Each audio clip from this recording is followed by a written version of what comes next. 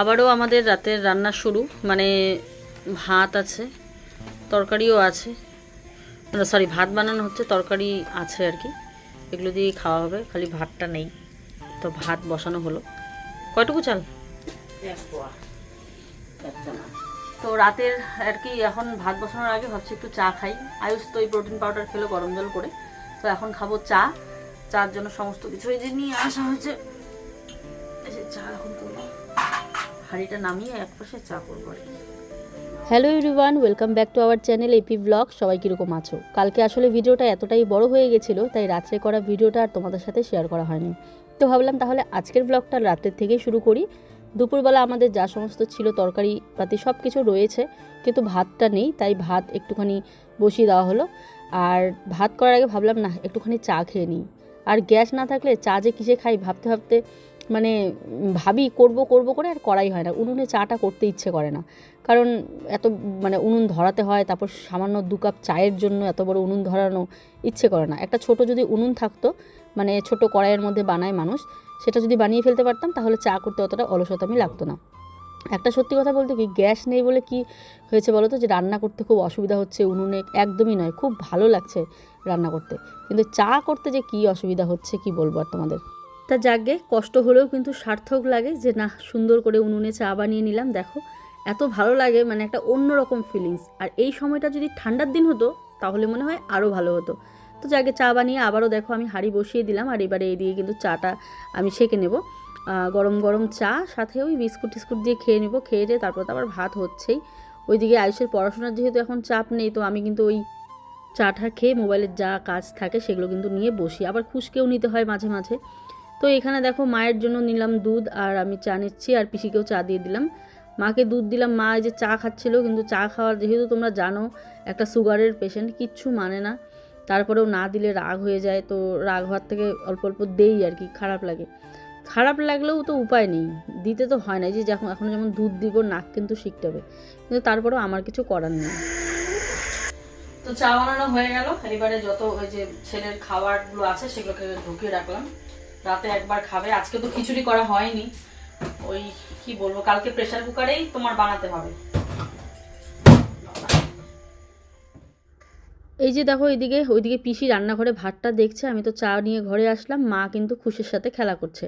তো এই যখন খুশকে আমি নিয়ে নিব, মা এখন খাবে দুধ, তো আমি চা খাবো। চুলগুলো দেখে আমার বুড়ির মতো লাগছে, পাউডার দিছি যে ওই জন্য বুড়ি বুড়ি লাগছে। না চা খাবে না, চা খাবে না, খাবে আই খাবে, খাবে না, খাবে না। দেখো সবাই দেখো আমার বড় ছেলের কাণ্ড, কি সুন্দর বিছানা গুছিয়েছে। আজ সারাদিন বিছানা পাততে পারিনি, এত শ্যুটের চাপ ছিল, এত এডিটের প্রেশার ছিল। এই যে সারাদিনের বিছানার চাদর এখন পাতা হলো। এতক্ষণ কিন্তু ওই প্লাস্টিকের ইয়েটা পাতা ছিল। ছেলেকে বললাম যে বাবা তুমি একটু যেমন পারো তেমন একটুখানি পেতে দাও। কেন বলো তো, এই যে ইনি মশাই ঘুমাচ্ছেন, আর ইনি মশাইকে কোথায় রেখে আমি বিছানাটা পাতবো, কেউ নেই বাড়িতে। মা পিসি সবাই ঘুমিয়ে পড়েছে। তো বাজে এখন 11টার মতন। আয়ুষ খেয়েছে, ওষুধ খেয়েছো? ওষুধটা বললাম যে খাইছে। তো আয়ুষ ভাত খেয়েছে, এখন ওষুধ খাবে। তো তার আগে ও বলে বিছানা, ওষুধটা অনেকক্ষণই খেতে বলেছি, ওই যে বিছানা পাতলো আগে। দেখো আমার ছেলে কত সুন্দর কাজ করে, এগুলো আমি এখন উঠিয়ে রাখবো। সারাদিন পর এই হচ্ছে আমার এখন একটা সময়, মানে দুটো বাচ্চাকে ঘুম ঠুম পাড়িয়ে দিয়ে তারপর আমি মানে নির্দ্বিধায় কাজ করব, কোনো টেনশন নেই। তারপরেও মাঝে মাঝে ছোটো ছেলে উঠে পড়ে, কোনো সময় রাগ উঠে যায়। সারাটা দিন এত মানে এমন কাটে সারাটা দিন, তারপর রাত্রে একটুখানি জেগে গেলে না খুব রাগ ওঠে। এই যে জাগবে, ধরো এখন ঘুম পাড়লাম 11টার দিকে, আমি ধরো এডিট করতে করতে 1:45 এরকম দিকে উঠবে, তখন একবার ওকে আমাকে খাওয়াতে হবে, খাইয়ে দিয়ে ওকে আবার ঘুম পাড়াবো। তারপর তো ধরো আমার আস্তে আস্তে এডিটের কাজটা শেষ হলে আমিও ঘুমোবো। ওই একটুখানি ঘুমোতে না ঘুমোতে আবার কান্নাকাটি করবে, ওই তখন আমার খুব রাগ উঠে যায়। সারাদিনে আমি একবারও রাগ হই না, কেননা বাচ্চা মানুষের উপর রাগ করে লাভ নেই, ওরা তো বাচ্চা। কিন্তু অর্ধেক রাত্রে যখন উঠে, মানে আমি যে সারাদিন পুরো ক্লান্ত হয়ে যাই কাজ করে, সারাদিন পর যখন আমি রেস্ট নেই, 1টা 2টোর দিকে, ওই তখন যদি উঠে না তখন আমার খুব রাগ উঠে যায়, আর তখন একদম জোরে জোরে বলি, এই ঘুমা ঘুমা, এমন করে জোরে জোরে বলি। মাঝে মাঝে আয়ুষের বাবা বলে, তুমিও পারো এত জোরে জোরে চিৎকার করো, আর পুরো ঘুমের নেশায় থাকি তো সেই জন্য। শুভরাত্রি।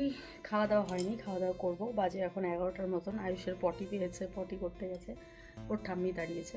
আমি তখন খুশকি নিয়েছিলাম এমন একটা অবস্থায়, মানে না খুশকি মানে ঘুমাচ্ছিল আর কি, ওই যে কথা বললো বিছানা পাতার সাথে সাথে ওর এরকম।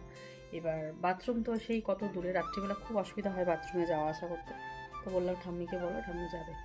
মা গিয়ে মাত্র বিছানায় শুয়েছে। তারপরেও, কারণ ছেলে যদি এখন মাকে দেই, ছেলে খুব কান্নাকাটি করবে, আর একবার ঘুম ভাঙলে আর ঘুমোতে চায় না। তাই ঘুমটা ভালোভাবে না আসা পর্যন্ত কাউকে কোলে দিতে পারি না।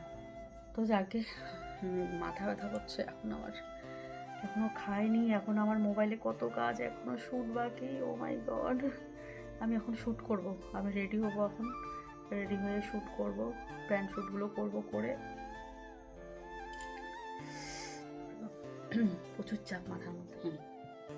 তোমরা জানো আমার শ্বশুর বাবাকে আমি এই মোবাইলটা গিফট করেছিলাম, আমার বাবার জীবনের প্রথম স্ক্রিন টাচ ফোন, মানে অ্যান্ড্রয়েড ফোন বাবাকে গিফট করেছিলাম। বাবা যখন নতুন হোয়াটসঅ্যাপ খুলে, তখনও বাবা আমাকে জানায় যে মাগো আমি হোয়াটসঅ্যাপ খুলেছি, ভিডিও কল করছি, রিসিভ করো বা কল করো, দেখি কেমন আসলে। বাবা প্রথম ভিডিও কল যখন অন করে, তখন বাবার যে একটা ফিলিংস, সেই ফিলিংসটাকে বোঝানোর জন্য বাবা আমাকে মেসেজ, মানে ভয়েস ওভার দিয়ে কথা বলে। সেই ভয়েস ওভার এখনও পর্যন্ত বাবার আছে। ভয়েস ওভারটা যখন আমি শুনি, তখন আমার মনে হয় যে বাবা এখনও আমাদের সাথেই আছে। তো এই যে আমার বাবাকে বলি, বাবার যত ভালো গুণ আছে আমি কিন্তু সব তোমাদের সাথে তুলে ধরেছি। তো একটা ভালো মানুষের মধ্যেও কিন্তু খারাপ গুণ থাকে, দেখবে কিছু ভালো মানুষ এরকম হয়, অনেক ভালো তার গুণ, কিন্তু দেখবে 1-2টো খারাপ গুণ কিন্তু তারও আছে। তো সেম বাবারও রয়েছে। তো সেরকম একটা মানুষের যদি খারাপ গুণ থাকে, সেই মানুষটার কিন্তু ভালো গুণ অবশ্যই রয়েছে। তো ভালো খারাপ মিলিয়ে হচ্ছে মানুষ, আর সেই সব ধরে রাখলে চলে না। তার মধ্যে এখন যেই আমার শাশুড়ি মায়ের সিচুয়েশন, মানে প্রশ্নই আসে না, কোনো প্রশ্নই আসে না। বাবার একটা ভয়েস ওভার আমি তোমাদের যদি শোনাতে পারতাম, মোবাইলটাতে চার্জ নেই। বাবার সাথে আমি একটুখানি রাগ করেছিলাম যখন আমার খুশ হয়েছিল। কোচবিহারে বাবা দেখতে আসেনি, অথচ বাবা কিন্তু কোচবিহারেই ছিল। আমাদের বিমান বাবারও বার্থডে ওই দিন, তোমরা জানো, ওই দিন বাবা কিন্তু ওখানেই ছিল। আমি রাগ করেছিলাম যে এত মানুষ এসেছে কুশোনাকে দেখতে, কিন্তু বাবা আসেনি, বাবা কিন্তু কোচবিহারেই ছিল। তো এটা নিয়ে বাবার সাথে আমি একটু রাগ করেছিলাম। তো বাবা বলছিল পরে বাবার শরীরটা খারাপ ছিল বলে যেতে পারেনি। তো আমি ভেবেছিলাম বাবা কী কারণ, মানে রাগ করেছিলাম আর কি বাবার সাথে। হয় না, ভালোবাসলে মানুষের সাথে একটু কিন্তু হয়। তো তারপরে বাবা আমাকে ফোন করেছিল, মানে খুশ হওয়ার 10-12 দিন পর বাবা আমাকে ফোন করেছিল। বাবার ফোনটা আমি ধরিনি, রাগ করেই ধরিনি, বলছি এখন মানুষটা নেই এখন। তো রাগ করেই কিন্তু আমি ধরিনি। তারপরে বাবু ভয়েস ওভার করেছিল যে মাগো আমি জিনিসপত্র নিয়ে যাচ্ছি। ওই গতবার পয়লা বৈশাখের আগে এক ব্যাগ বাবা বেল, কুশের কাঁথা, বালিশ এসব নিয়ে গেছিলো, অনেক কিছু আরও নিয়েছিল, ভিডিও করেছিলাম। তো সেই সব জিনিস নিয়ে যাবে ফালাকাটাতে, তো সেটা নিয়ে আমাকে ভয়েস ওভার দিয়েছিল, কিন্তু আমি কোনো রিপ্লাই দিইনি। সেই ভয়েস ওভারটা আমি এই ফোনে তখন শুনি, মানে এখন শুনি যখন বাবার কাছে থেকে, মানে মোবাইলটা যখন আমার কাছে, বাবা যখন আমার কাছে নেই, আমাদের কাছে যখন বাবা ছিল না, তখন বাবার এই ভয়েস ওভারটা আমি শুনি। তখন আমার কি মনে হচ্ছিল জানো, যে ইস তখন আমাকে বাবা ফোন করেছিল, বাবার কথাগুলো কেন শুনলাম না, ইস বাবার ভয়েস ওভারটা তখন কেন শুনলাম না। তো এই সব মানে এইরকম মানে কি বলবো, এগুলো না মানে তোমাদের সাথে না শেয়ার করার মতো, না এক্সপ্লেন করার মতন কিছু, মানে এগুলো এমন একটা ফিল।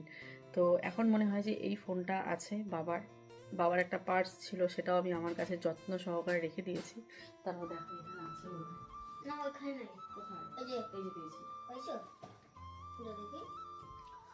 এই যে দেখো বাবার একটা পার্স আমার কাছে। এই পার্সটা বাবা নিয়ে ঘুরতো, বাবার যে ধুতি, সেই ধুতিটাও। তো বাবার এই পার্সটা আমি যত্ন করে রেখেছি। বাবার যে লুঙ্গি, বাবা যেটা পরতো, ধুতি বলো না লুঙ্গি বলো, সেটা পরে আমরা কিন্তু শ্যুট করি এখন। তো বাবার সেটাও আছে। বাবার একটা সাদা টি শার্ট বাবা খুব সুন্দর করে ভাঁজ করে, ওই নাইটির যে প্লাস্টিকগুলো ছিল না, আমি যখন বিজনেস করতাম, সেই নাইটির প্লাস্টিকের ভিতরে বাবা ঢুকিয়ে রেখেছে, সেটাও আমার কাছে আছে, খুব যত্ন সহকারে আছে। বাবার এই পার্সে না 20 টাকা মতন ছিল, সেটাও আমার কাছে আছে। 20 টাকাটা আদৌ আছে, এখানে তো রেখেছিলাম। এই কত মানুষ যে এই ব্যাগটাকে ধরে, ব্যাগটাকে না আলমারির ভিতরে ঢুকিয়ে রাখতে হবে। 20 টাকা ছিল পার্সে বাবার, 20 টাকাটা এখন নেই দেখছি। ধরো নেই তো, কোথায় গেল?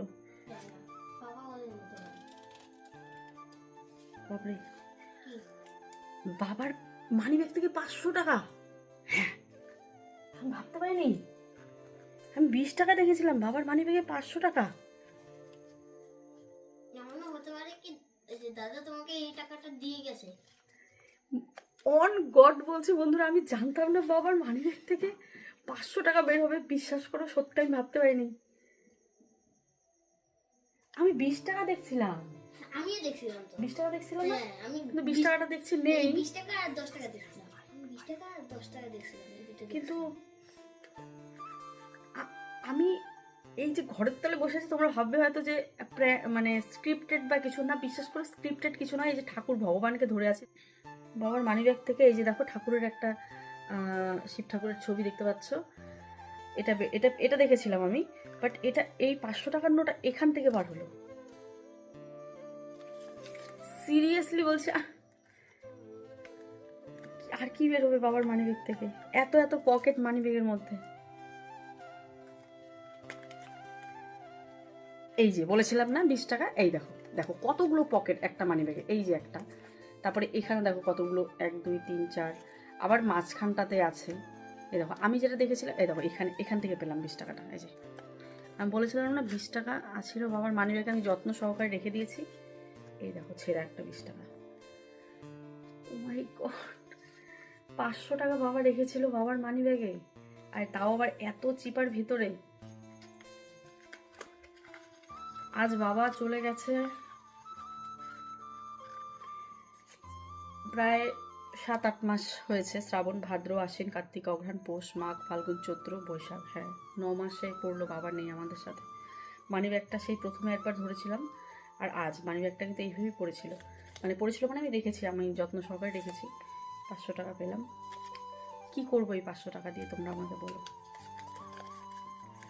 আশীর্বাদ স্বরূপ রেখে দেবো, এটাই বোধহয় সব থেকে ভালো হবে।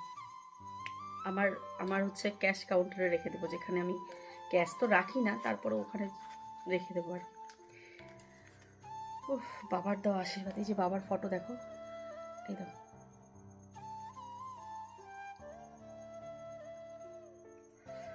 ভাবতে পারিনি এরকম একটা ভিডিও বানাবো আমি।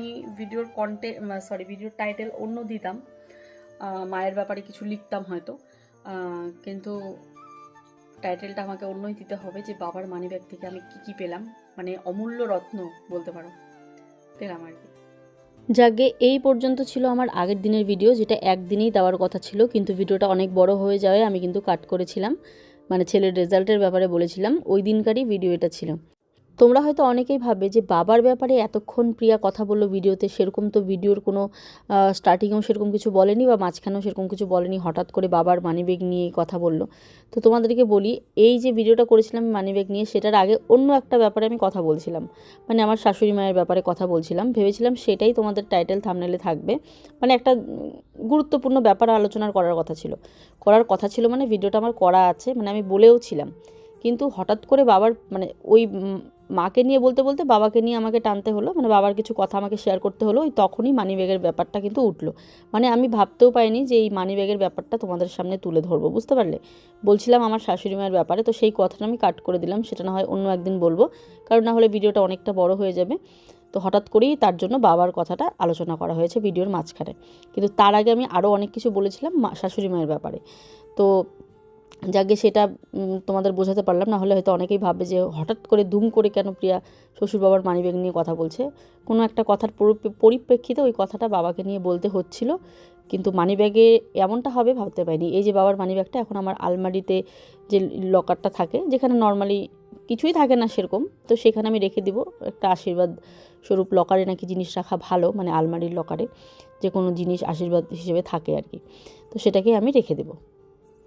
তো এই হচ্ছে আমার কিন্তু সকাল থেকে দুপুর পর্যন্ত আজ আমি কোনো ব্লগ ভিডিও বানাইনি। ভেবেছিলাম যে আজকের দিনটা হয়তো এমনি মিস যাবে আমার, কিন্তু তারপর ভাবলাম না, কাজ যখন করছি তাহলে ব্লগগুলো তোমাদের সাথে আমি শেয়ার করি। তো এটা কিন্তু দুপুর থেকে স্টার্ট করেছিলাম ব্লগটা, একদম খাওয়া দাওয়া হয়ে গেছে তারপরে, না সরি রান্নাবান্না হয়ে গেছে তারপরে, এখনও খাওয়া দাওয়া হয়নি। রান্নাবান্না হয়ে গেছে তারপরে, মানে সবাই খেয়ে নিয়েছে, আমার এখনও খাওয়া হয়নি, আমি আগে কাজবাজ করবো তারপরে খাবো আর কি কটা। তো বিছানার চাদরটা 2 দিন থেকে বিছানা পাতি না, এতটা কাজের প্রেশারের জন্য মানে বিছানা পাতাই হয় না।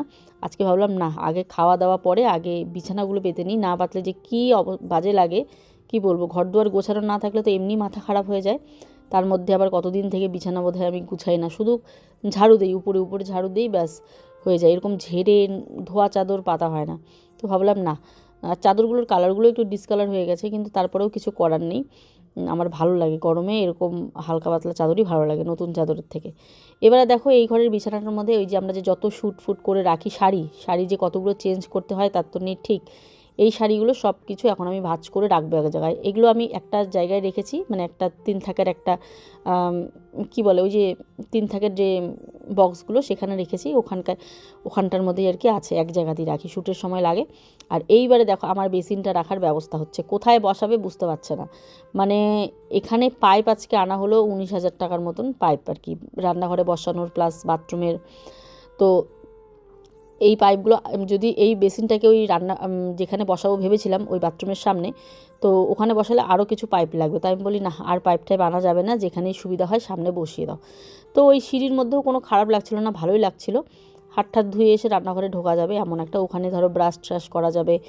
তো এরকম ব্যবস্থা, মানে এরকম বুদ্ধি করে ওই জায়গাটাতে করা হলো যে না, এই জায়গাতে হলে আর পাইপ টাইপ হয়তো লাগবে না। তো বেসিনের জন্য ওইখানে লাইন করে দিল। খুশু, ওরে বাবা, এটা কি করো তুমি? ও বাবা, ও বাবা, জিব্বাকে বা করে রে। এই যে বাবা, ফিক করে হাসে তো, ফিক করে হাসে তো। গনু, ছেলেকে ঘুম পাড়িয়ে নিলাম, বেশিক্ষণ ঘুমায় না এখন ছেলে।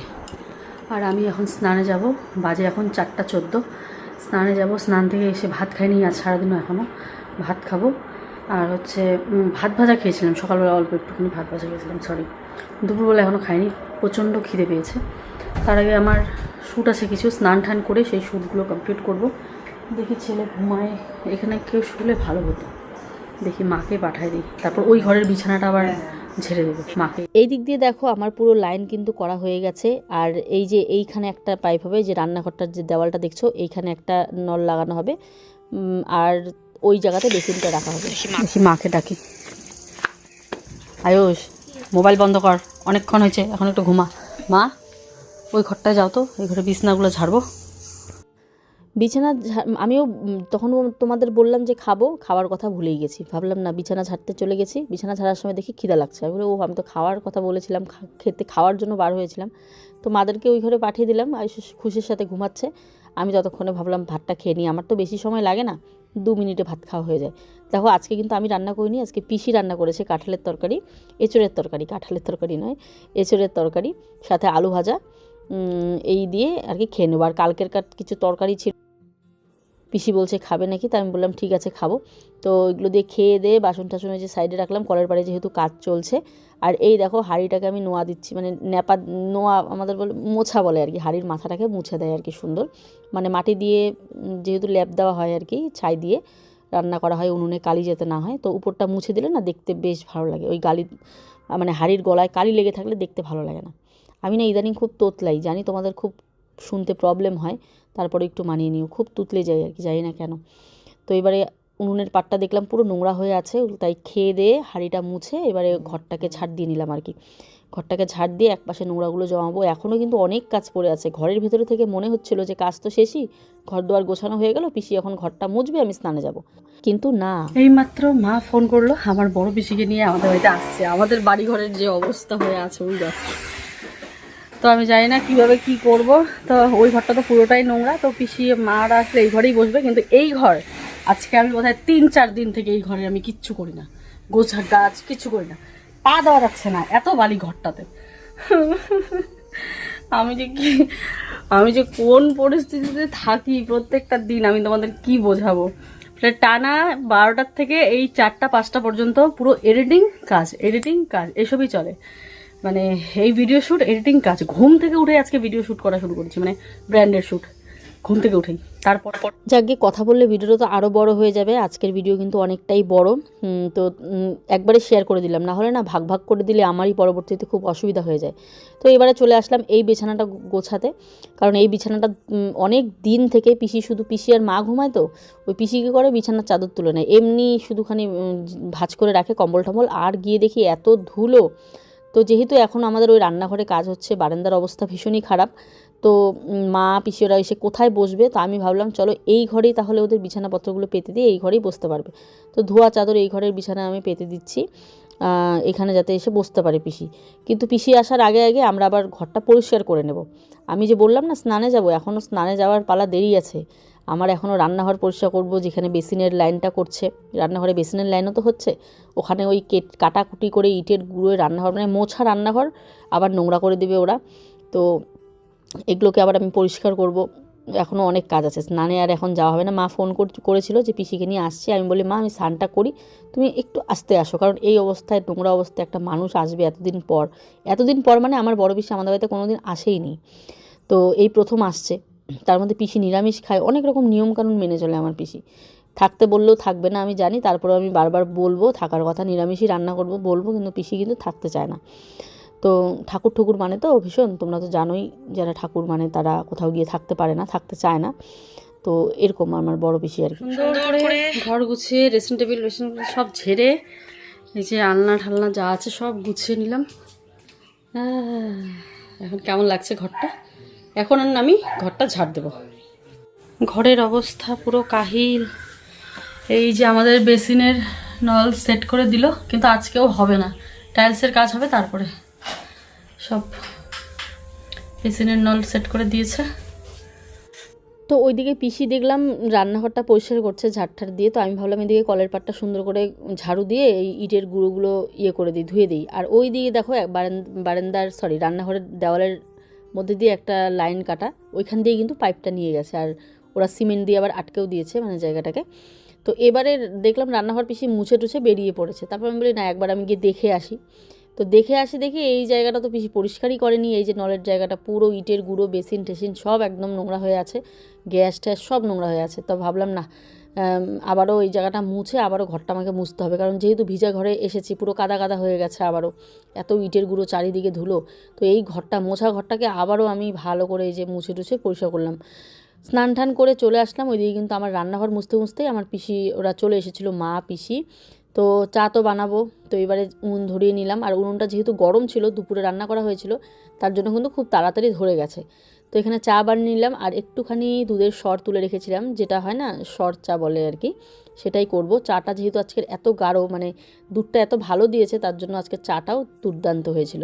তো সরগুলো দেখো উপর দিয়ে দিচ্ছি, লোকজন আসলে একটু এইভাবে দেবে, দেখবে স্পেশাল মনে হবে চাটা। তো দেখো সুন্দর করে কিন্তু আমি কিন্তু এই মাত্র স্নান করলাম, রাত্রি হয়ে গেছে, তো বললাম না পিসি ওরা আসবে, তো পিসি মা এসেছে, তো গ্যাস তো নেই, তাই উনুনেই চা করে নিলাম। এই যে এখন আয়সরবাকে বললাম একটুখানি সেমাই বা সেমাই যাই বলো না, এখন একটু নিয়ে আসো, তো চলো এখন একটু সেমাইও বানাবো, আগে চাটা দিয়ে আসি। এখানে পিসি নিয়ে এসেছে সিঙ্গারা, মিষ্টি, সন্দেশ, এগুলোকেও বেড়ে নিলাম আর চা বানিয়ে নিলাম, আর ওকে বললাম তুমি একটু সেমাই নিয়ে আসো, আর দুধও নিয়ে আসবে, গরুর দুধে তো হবে না। মানে ভিডিওটা এত বড় হয়ে গেছে, আমি কত কিছু যে কাট করছি। যাই হোক, এখানে সেমাই বানাচ্ছে। এবারে দেখো এখানে রান্নাঘরে লাইট ছিল না, তো আজকে আয়ুষ বাবা লাইট ধরিয়ে দিয়েছে। সেমাইটা মানে আগুনের হিট এতটাই হয়েছে, সেমাইটা আমার পুড়ে গেছে। তারপর তাড়াতাড়ি করে ভাজা করে, মানে ঘি দিয়েছি প্রথমে, দিয়ে তারপরে অল্প ভাজা করে নামিয়ে নিয়েছি, নাহলে আরও পুড়ে যেত। এই যে দেখো নামিয়ে নিলাম, হালকা হালকা একটু পুড়েছে। এবারে আবারও কড়াইতে একটু ঘি দিয়ে এবারে কাজু কিশমিশগুলো দিয়ে একটু ভেজে নেব। এলাচ ছিল না, নাহলে এলাচ দিতাম, একটু তেজপাতাও দিব আর কি, তেজপাতা দিয়ে একটুখানি ভাজা ভাজা করে গন্ধটা হবে। তো তারপরে দেখো দুধটা দিয়ে দেবো, দুধের মধ্যে একদম জল দেবো না, জল ছাড়া দুধ দিয়ে আমি মানে বানাবো আর কি সেমাইটা। খুবই টেস্টি হয়েছিল, চিনিটাও খুব পরিমাণ মতো হয়েছিল।